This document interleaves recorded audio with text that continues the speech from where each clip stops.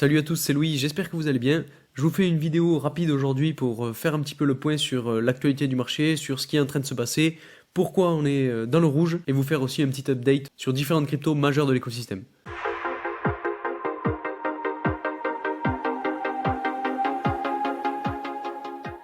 Ce qui pourrait un petit peu expliquer ce mouvement baissier qu'on est en train de voir aujourd'hui ou ces derniers jours, c'est le fait que la dominance du Bitcoin est venue taper sa résistance et donc va potentiellement se faire rejeter vers le bas. Et comme on sait que c'est globalement le Bitcoin qui drive un petit peu tout l'écosystème crypto, ça va impacter aussi les altcoins.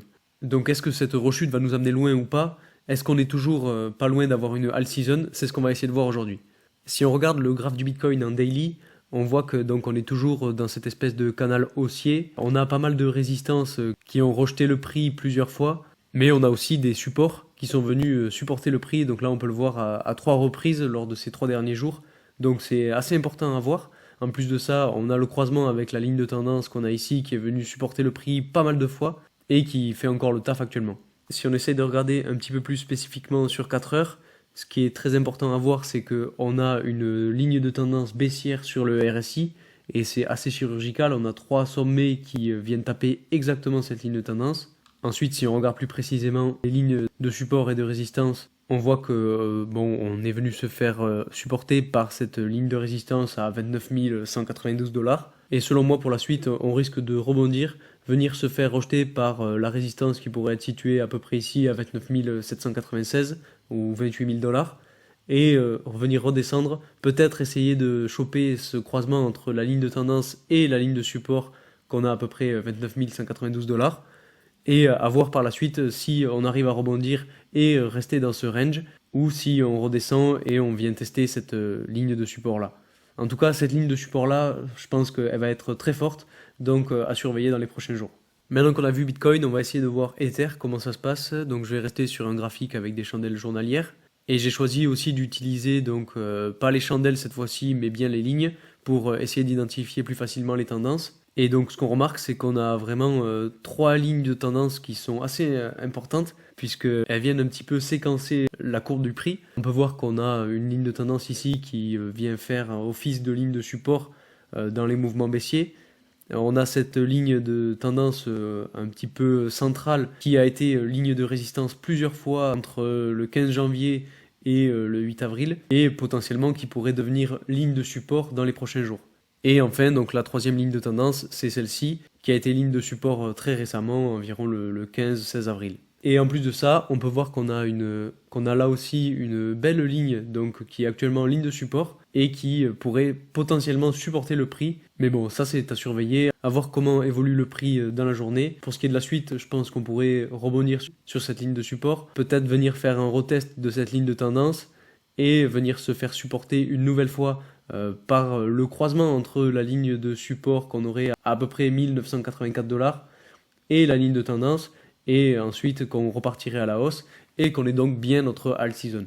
Ensuite, si on s'intéresse à Solana, donc là il y a pas mal de choses à dire. Déjà la première chose à dire, c'est que ça aurait été trop bien de pouvoir casser à la hausse cette ligne de résistance et venir se refaire supporter pour repartir à la hausse, et là on aurait vraiment pu valider la alt season. Mais bon, là on l'a fait autrement. On est venu se faire rejeter par cette ligne de tendance qu'on a ici, et donc on reste dans cette espèce de tendance haussière entre cette ligne de tendance là et cette ligne de tendance. En plus de ça, on peut identifier un autre range donc latéral, donc entre la ligne de résistance à 26 $ et la ligne de support à 19,8 $. Et pour ce qui est de la suite, j'imagine qu'on va continuer de latéraliser peut-être un petit peu dans ce range. Là, on risque de se faire rejeter très clairement. On va peut-être rebondir sur cette ligne de tendance là et potentiellement repartir à la hausse et faire ce beau mouvement avec cette fois-ci un beau support sur le croisement entre la ligne de tendance et la ligne de résistance et potentiellement repartir à la hausse une nouvelle fois pour cette alt season. En plus de ça, si on regarde le RSI, on voit que là aussi on est en train d'imprimer une tendance haussière, donc à voir comment ça se déroule dans les prochains jours. Est-ce qu'on casse à la baisse cette tendance haussière ou est-ce qu'on se fait supporter et qu'on repart à la hausse? Là c'est à voir, donc je vous tiendrai au courant. Ensuite, pour ce qui est de la crypto Link, donc là aussi il y a pas mal de choses à dire. Bon, on est toujours dans cette espèce de range latéral entre 5 et 9 $. Ce qu'il faut regarder, c'est qu'on est encore sur cette tendance haussière imprimée par cette ligne-là. Donc potentiellement on aurait une espèce de triangle entre la ligne de résistance ici et la ligne de tendance. Et donc à voir comment ça se déroule, est-ce qu'on se fait rejeter comme ce qu'on a vu ici, ici ou ici, ou est-ce qu'on arrive à passer au-dessus, à se faire supporter une nouvelle fois et à repartir à la hausse. Donc ça c'est le meilleur scénario on va dire. C'est en tout cas le scénario qui pourrait confirmer la all season.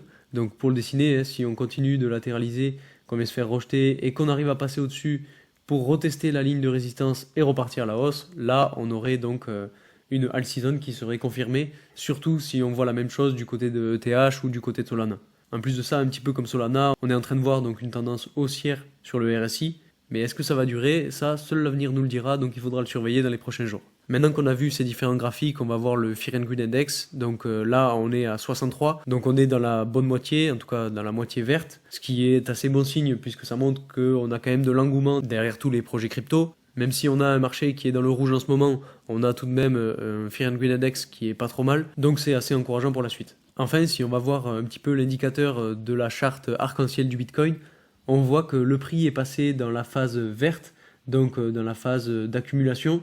Et donc bon, c'est plutôt une bonne nouvelle, mais je pense que pour la suite, en tout cas avant le halving, on n'ira pas plus haut. Je pense pas qu'on arriverait à atteindre des zones comme la zone jaune du hold par exemple. Je pense qu'on va rester dans la zone bleu clair ou vert, qu'on n'ira pas plus haut. Et que par contre, une fois qu'on aura passé le halving, on pourra potentiellement aller plus haut et donc connaître de nouveaux sommets et atteindre les zones rouge-orangées. Donc voilà, c'est tout pour aujourd'hui. Je pense que je vais continuer à vous faire des mises à jour un peu plus fréquemment sur les marchés en fonction des différents pumps ou des différents dumps. N'hésitez pas à me dire ce que vous pensez de cette vidéo. N'hésitez pas à me dire aussi si vous voulez que j'en fasse un petit peu plus ou que j'aille plus loin dans les analyses. En tout cas, si ce type de contenu vous plaît, n'hésitez pas à vous abonner, à mettre un like et à mettre un commentaire, ça aide au référencement, donc c'est toujours très appréciable. En tout cas, merci beaucoup à ceux qui l'ont fait et à ceux qui le feront, et moi je vous dis à très vite pour une nouvelle vidéo. Salut!